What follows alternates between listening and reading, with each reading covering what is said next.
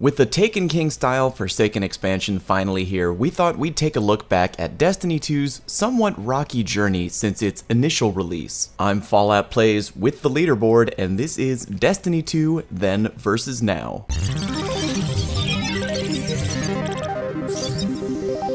We'll kick things off with looking at how the Destiny 2 economy has changed. Don't worry, this won't be a lecture on inflation and exchange rates. When we say economy, we mean the in-game economy that players use to acquire and level up new things like weapons, consumables, and upgrade materials. When Destiny 2 launched, there were really only 3 currencies in the game, which was a pretty big shift from Destiny 1's huge and often confusing array of currencies. Things boiled down to Glimmer, which is basically money, tokens, and legendary shards. At launch, the economy of Destiny 2 was built almost entirely on the tokens, which were obtained as rewards for doing pretty much anything. Each destination or activity had its own token, and when you gathered up enough of them, you could turn them into their respective vendor to get a random legendary item pulled from their table. These items would come out at a slightly higher power level than what you had, which would power you up and move you closer to the endgame. Gone were the days of hunting for planetary materials to unlock nodes on weapons